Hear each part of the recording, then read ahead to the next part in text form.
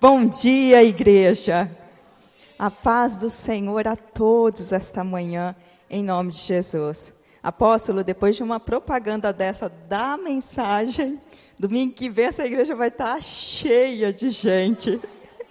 Todo mundo querendo descobrir por que ora e não recebe. Mas vai ser uma bênção em nome de Jesus. Mas esta manhã Deus tem uma palavra muito especial para compartilhar conosco. Eu sempre digo que a palavra de Deus, ou ela é de correção, ou ela é para nos proteger. Ou ela vai te corrigir, ou ela vai te prevenir. Então toda palavra, ela é para nós. Toda palavra, diante da palavra de Deus, a palavra é para nós. Nós temos que ser o tipo de filho e de filha de Deus que bata no peito e diga, esta palavra é para mim. Mas eu não estou vivendo ela. Mas esta palavra está te prevenindo para que você não viva aquilo que você não deve viver, ou para que você viva aquilo que você deve viver. Ou ela é corretiva, ela é para correção, para alinhar os meus passos. Porque o governo de Deus, o reino de Deus deve estar aonde? Diga comigo esta manhã, dentro de mim. O reino de Deus deve estar aqui. E quando eu estou falando que o reino de Deus está aqui, e ele cresce a cada dia esse reino, significa que o governo de Deus está em mim. Por isso que todas as manhãs, quando eu e você, como cristãos, acordamos, despertamos, nos levantamos, nós temos que entender algo. Todas as manhãs, eu e você temos que fazer uma escolha. E essa escolha é feita por você.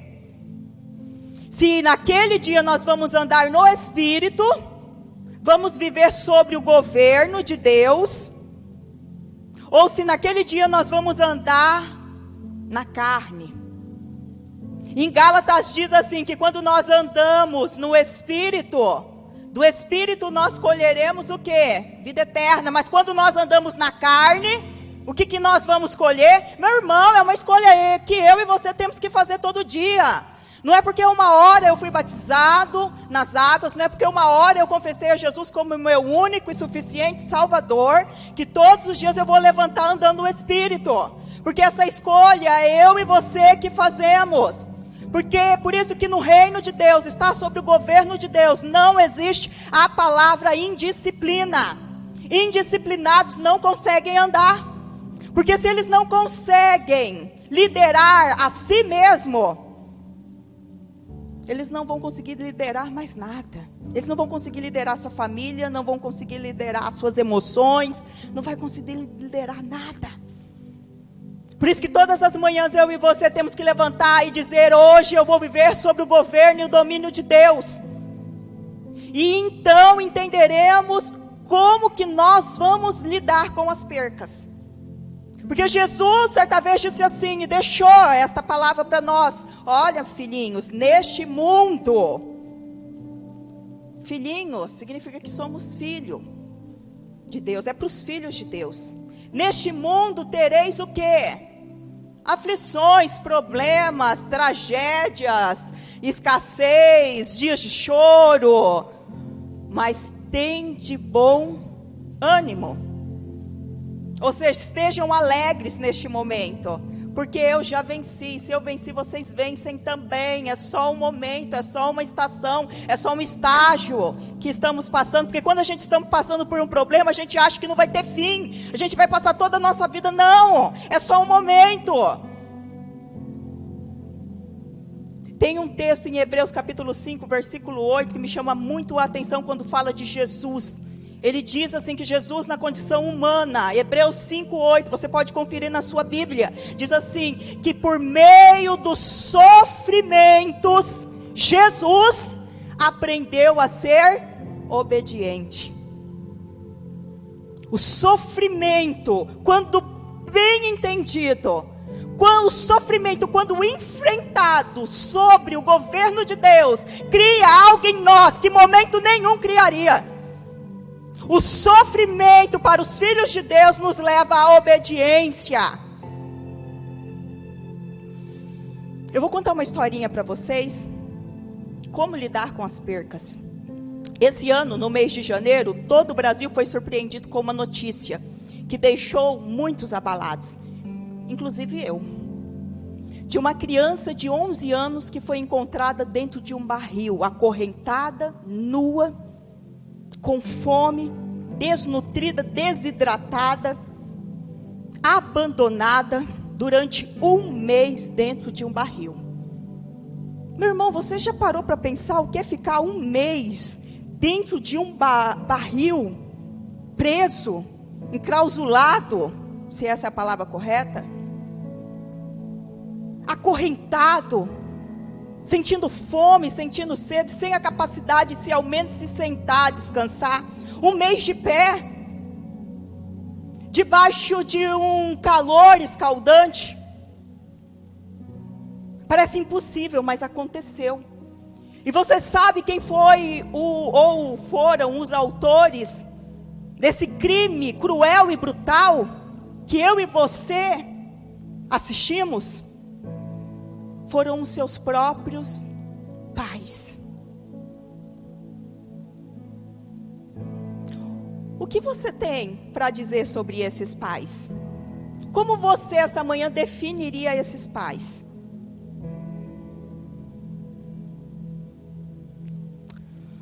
Você sabia que esses pais é você? É você. É você quando você deixou o seu casamento dentro de um barril. É você quando você deixou emocionalmente o seu cônjuge dentro de um barril. É você quando deixou o seu filho ou a sua filha emocionalmente dentro de um barril. É você quando você deixou aquela pessoa que te feriu, que te traiu, que te magoou, presa dentro de um barril, para que ela sofresse. É você quando você pegou o seu dom, que Deus te deu e colocou dentro de um barril. É você. É você quando você pegou o seu chamado, o seu ministério, está dentro de um barril, abandonado. Não quero ver. Não quero ter contato. Você sabe qual é a diferença desses pais e eu e você esta manhã? Segundo a intenção do coração, nenhuma. A palavra define muito bem pecado. Quando diz que para Deus tudo pecado é pecado. Não existe pecado grande nem pecado pequeno. O que difere são as consequências do pecado. As consequências, a colheita desses pais que fizeram isso com aquela criança vai ser diferente da minha e da sua, que estamos fazendo com a intenção do coração parecidos diante de Deus, mas de uma outra forma. Jesus certa vez disse assim a nós: olha, se você olhar para uma mulher e você a desejar, é a mesma coisa de ter cometido adultério com ela. A intenção do coração. Deus olha a intenção dos nossos corações. E muitas vezes somos muito cheios da justiça própria, quando temos a capacidade de apontar o dedo para aqueles que erram e dizer: olha que coisa terrível, merece ser morto. E isso me faz entrar em uma outra história, quando o profeta chegou diante de Davi e chamou Davi, e esta passagem vai estar em 2 Samuel, capítulo 12, a partir do versículo 1, e se estende até o 25. Que é o texto desta mensagem. E o profeta chega para Davi e diz assim: Davi, vem aqui que eu tenho uma história para me te contar. E Davi chega diante do profeta. O profeta diz assim: Davi, em uma cidade tinha 2 homens, um rico e um pobre. O rico tinha muitas cabras, muitos rebanhos, Davi. Mas o pobre tinha uma única ovelha que ele comprou. Ele a criou dentro da sua casa como se fosse uma filha. Aquela ovelha dormia com aquele homem, aquela ovelha se alimentava, aquela ovelha era como uma filha para aquele homem. E daí o profeta continuou dizendo: mas o rico, certa vez recebeu um convidado em sua casa. E ele não quis matar e nem pegar nenhum dos seus animais, dos muitos que ele tinha. Mas ele resolveu pegar a ovelha daquele pobre, a única ovelha que ele tinha, aquela ovelha que ele chamava e amava como uma filha. ele mandou que pegasse, matasse e servisse o seu convidado. E o profeta virou para Davi e falou assim: o que você acha sobre esse homem? E Davi, furioso, como um agente que escuta histórias, né? De filho que fez um buraco no chão da casa, do quintal da casa. Ele fez um buraco, como se fosse um poço, colocou o pai idoso lá dentro, fechou o buraco com calçada, deixou só uma pequena passagem de ar e de comida, para que todos os meses ele pudesse receber a pensão e ficar com o dinheiro da pensão, não, da aposentadoria do pai. A gente olha histórias como essa e a gente aponta que absurdo, essa pessoa precisa ser morta, e foi como Davi fez. Davi olhou e disse: olha, tem que matar este homem, tem que fazer este homem pagar pelo grande erro que ele cometeu. E o profeta vira para Davi e fala assim: Davi, este homem é você. Você tinha a mulher que você quisesse no seu reinado, Davi. Davi, Deus te abençoou, o Senhor mandou te dizer que Ele te abençoou com tudo o que você desejasse. Ele te abençoou, mas você quis uma mulher que não era sua, a mulher de Urias. Você pegou o marido dessa mulher, Davi. Você colocou ele na frente da batalha, Davi, para que ele pudesse ser morto, para que você ficasse com a mulher dele, Davi. Muitas vezes nós somos muito prontos para apontarmos o erro, enquanto o foco tem que estar em nós. É nas dificuldades que eu e você temos que enfrentar ainda. Porque em Efésios diz assim, Efésios, Filipenses, diz assim, que aquele que começou a boa obra em vós, há de aperfeiçoar até a vinda de Jesus Cristo. A gente está em obra, a gente está em construção. E Davi pegou e ficou muito arrasado. Aí Davi diz assim: eu pequei contra Deus, o Senhor. Davi reconheceu. Davi não ficou justificando seu erro, não. Mas porque eu achei ela muito bonita. Porque ela, não. Davi bateu a mão no peito: esse cara sou eu pequei, eu transgredi, eu feri o coração de Deus. E aquele profeta respondeu assim: Davi, o Senhor te perdoou, Davi. O Senhor perdoou o seu pecado. Você não morrerá. Mas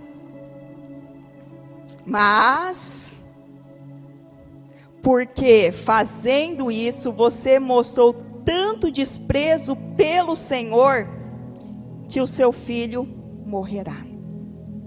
Vai ter uma perca, Davi.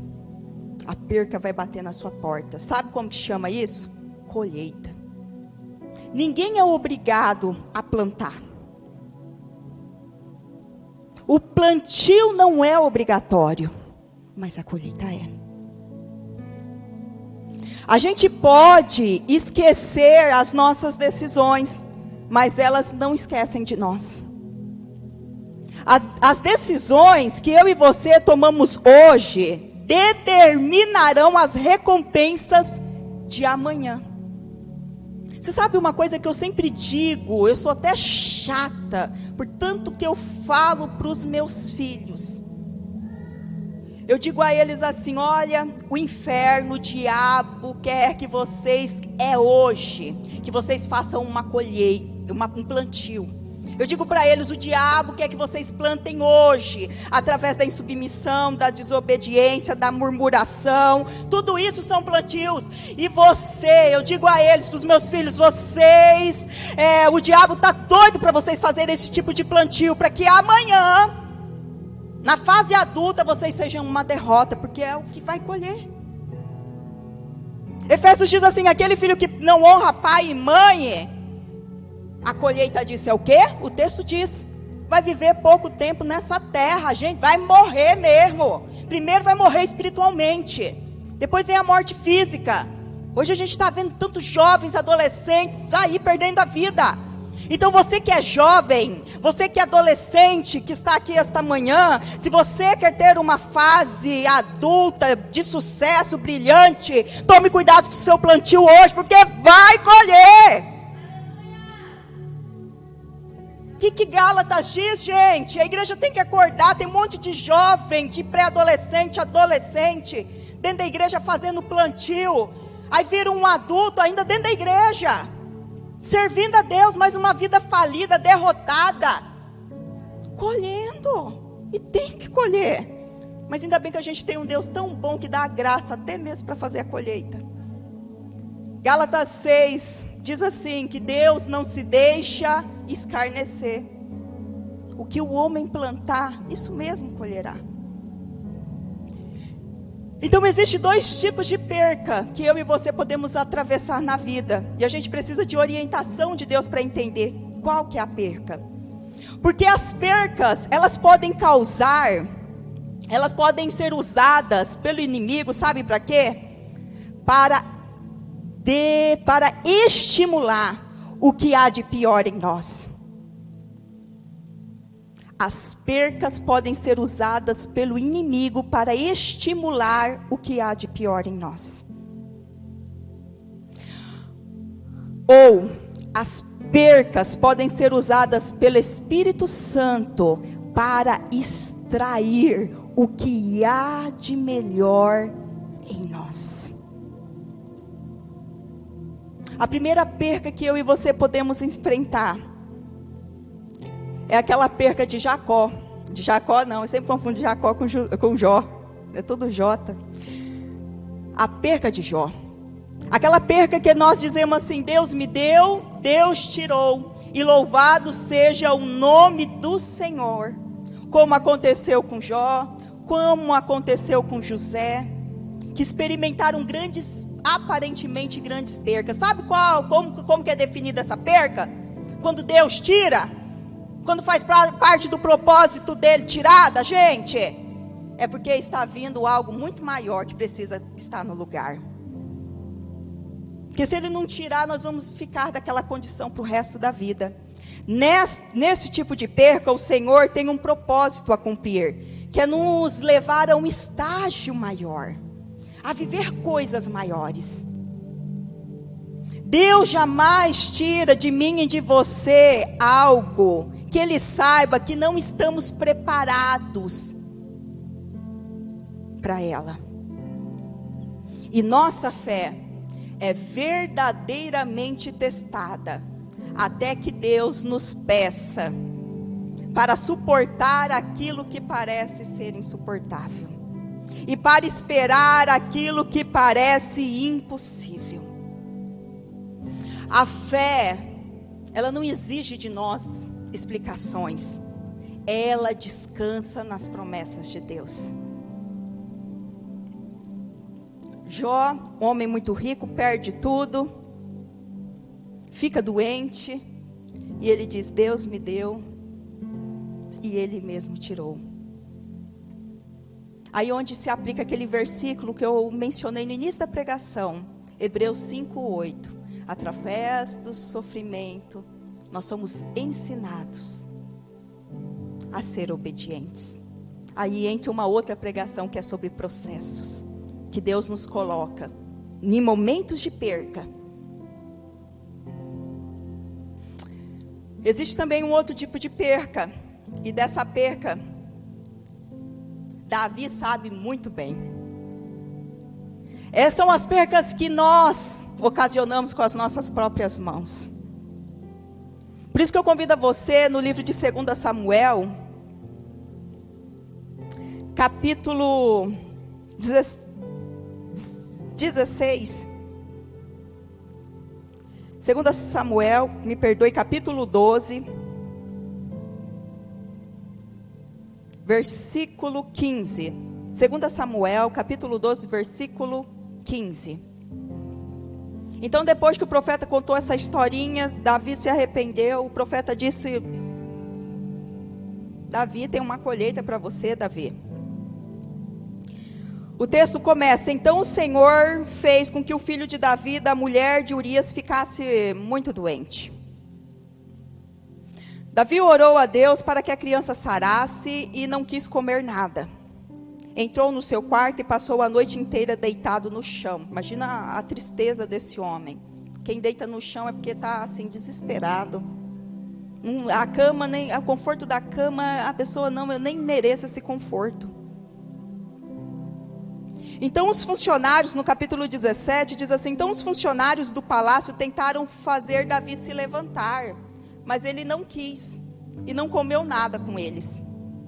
Uma semana depois, já tinha se passado uma semana, no versículo 18, a criança morreu. Foi uma semana de sofrimento na vida de Davi, de desespero, sem comer, sem alegria.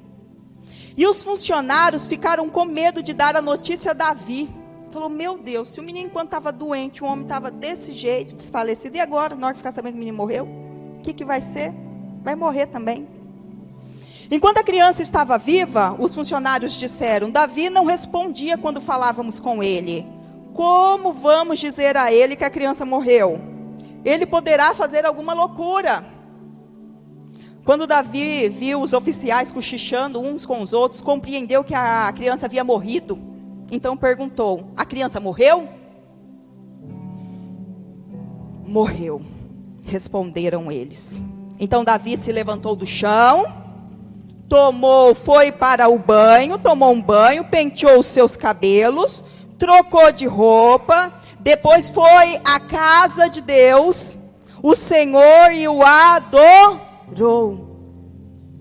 Diante das percas, o sentimento humano que é gerado dentro de nós é o quê? Por que Deus? Por que o Senhor, eu fiquei uma semana orando, chorando, jejuando, clamando e pedindo milagre? Cadê o Senhor agora? O Senhor me abandonou. Não quero ir mais para a igreja, eu não quero mais ir para a célula, eu não quero mais ver a cara dos irmãos da igreja, porque não adiantou de nada. O negócio foi piorar. Mas Davi, ele compreendeu que enquanto ele podia fazer alguma coisa para lutar por aquilo que ele não queria perder, ele lutou. Mas a Bíblia diz que os propósitos, os planos, os projetos de Deus vão muito mais além do que os nossos. Então significa que eu não tenho controle. Quando eu estou no reino de Deus, sob o controle dele, eu não tenho controle mais sobre nada, nem sobre a minha própria vida. E Davi, ele entendia, isso estava claro, como lidar com as percas, que ele se levantou, ele se aprontou, ele foi adorar o Senhor. Aí os oficiais ficaram malucos, que no versículo 21 eles disseram: nós não entendemos isso. Enquanto o menino estava vivo, que tinha uma esperança, o homem chorou, ele não comeu, mas logo que o menino morreu, o que ele fez? Ele se levantou e foi comer. Ou seja, levantou e vou viver a vida, e vou continuar vivendo. O que passou, passou. O que acabou, acabou. Uma página já lida tem que ser virada. Uma história que se encerrou tem que virar a página. Davi sabia de um versículo, mesmo sem conhecer, que eu e você sabemos hoje, por estar na Bíblia.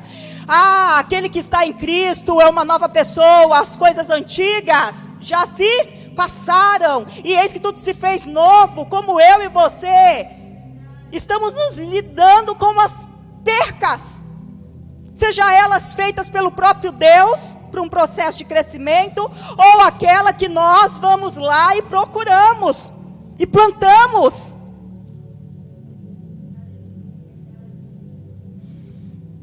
Aí o versículo 22 diz assim: sim, respondeu Davi, enquanto o menino estava vivo, eu jejuei, eu chorei, porque o Senhor poderia ter pena de mim, e não deixar que ele morresse. Mas agora que ele morreu, está morto, por que jejuar? Será que eu poderia fazê-lo viver novamente? Não está no meu controle. Um dia eu irei para o lugar onde ele está, porém ele nunca voltará para mim. Aí esse versículo 24, ele é extraordinário. O 24 e o 25 fecha essa história que eu digo com chave de ouro. Diz assim: então Davi consolou a sua esposa Batseba, teve relações com ela, e ela deu à luz a um outro filho, que é o tão conhecido hoje Salomão. Gente, Muitas vezes aquilo que a gente perde, a gente tem medo de criar uma nova história em cima daquilo. Eu perdi um filho, não quero mais saber de ter filhos, não quero mais saber de criança. Eu amei demais aquele que o Senhor levou, eu amei demais. Então a minha lembrança vai ser nele. Vira a página, vai fazer outro filho. Não, eu abri um negócio, o negócio não deu certo, eu peguei medo de ser, não nasci para ser empresário, não nasci para ser empreendedor.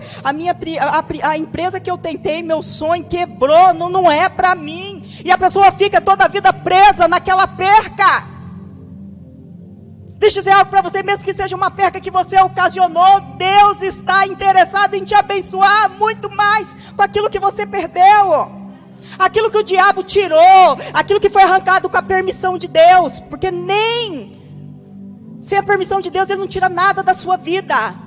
Mesmo que o Senhor permitiu que ele viesse, Ele é o Deus que restitui, Ele quer restituir tudo aquilo que foi tirado de você.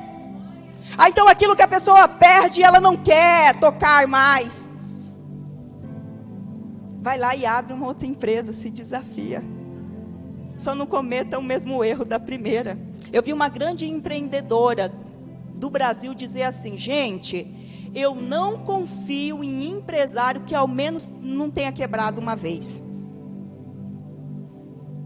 Tem experimentado quebrar uma vez. Ela disse que não confia. Ela deve ter os porquês dela. Porque empreendedorismo é isso, é arriscar-se a todo momento. Tem coisa que vai dar certo, mas tem coisa que não vai dar. Empreendedorismo é isso. Agora, se você não tem medo de se arriscar, está na hora de começar a perder esse medo e começar a se arriscar, se você tem vontade de crescer. Então aquilo que a pessoa perdeu, ela não quer mais. Ou ela fica presa naquilo. Deixa eu dizer algo para você. Esta manhã é a manhã de você se levantar e dizer: eu vou viver uma nova história. Eu vou viver uma nova história. Talvez você cresceu em um ambiente que seus pais te chamavam você de burro, de incapaz. Mas deixa eu dizer algo a você: em Deus você pode todas as coisas. Se te falta inteligência, graças a Deus tem o Espírito Santo que te dá a sabedoria. E a sabedoria ela é mais importante do que a inteligência, porque inteligentes, eu vejo um monte de gente inteligente falido, pobre, desiludido familiarmente, emocionalmente, mas eu não vejo nenhum sábio. Pobre, eu não consigo ver nenhum sábio perdido emocionalmente. Porque a sabedoria só vem de Deus, só Ele pode dar. E quanto mais cheio de Deus você tiver, mais sábio você será. Amém? Convido você essa manhã a se colocar de pé em nome de Jesus.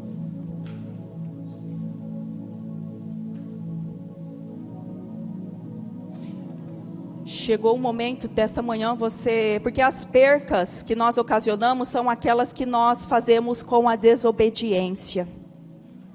Nós perdemos quando nós desobedecemos. Então chegou esta manhã em você fazer, com a ajuda do Espírito Santo, uma varredura dentro do seu coração. Em você enxergar dentro de você, qual o tipo de perca que você tem experimentado? Aquelas que são ocasionadas pela desobediência, como foi o caso de Davi? Ou você está vivendo momentos de percas, porque o Senhor está te tirando algo que Ele tem propósito em te dar muito maior. E quando Ele está te tirando, Ele está te colocando dentro do processo, para você aprender, através do sofrimento, a obedecê-lo. A cada vez, obedecê-lo mais. Então agora, nesse exato momento, o Espírito Santo está aí com você. A Bíblia diz que quem nos convence é Ele. Então agora, é este momento que você tem que dar liberdade a Ele, para vir até você e convencer o seu coração com esta palavra. Em você se enxergar, porque a palavra de Deus é como um espelho, como Tiago descreve, que eu e você temos a oportunidade de contemplar. É nos colocar diante do espelho e enxergarmos, não o exterior, mas o interior da gente. É o espelho da alma, é o espelho da emoção. É o espelho da espiritualidade, como está a questão do nosso espírito. Então esta manhã, se encontre em Deus. Se ache em Deus. Decida esta manhã começar uma nova história. Decida esta manhã lidar com as percas. Aquilo que já foi, já foi. O cônjuge foi, faleceu, já foi. Levanta. É uma nova história. Davi foi lá fazer um outro filho. Vai lá. Se abra para um relacionamento novo. Mantenha assim as lembranças daquele outro relacionamento. Aquilo que foi bom. Mas não carrega as feridas, a dor para um próximo. Talvez não foi o cônjuge que faleceu, mas foi o fim de um casamento. Quando existe um fim de um casamento, os psicólogos dizem que a dor para os separados é igual à dor da morte física. Mas isso é algo tão espiritual, porque quando é o fim de um casamento, é a morte daquela outra pessoa no coração da outra. Se que por causa da desobediência acabou o casamento, aquela pessoa morreu dentro de você. Então chegou o tempo, chegou a hora de um novo tempo para você. Para de ficar no passado. Para de cultivar as percas do passado. As experiências tristes do passado. Essa manhã é a manhã que você tem que se decidir. Chega, como Davi. Chega, eu vou me levantar, eu vou me arrumar, eu vou deixar minha alma bonita, eu vou lavar minha alma, eu vou enfeitar a minha alma, eu vou ser uma pessoa diferente, uma pessoa que goste da paz, que goste da alegria. Eu não vou deixar com que esta perca mate o meu coração. Oh, Espírito de Deus, ministre agora sobre as vidas. Oh, Espírito de Deus, Santo Espírito, és bem-vindo aqui. Vem inundar, encher este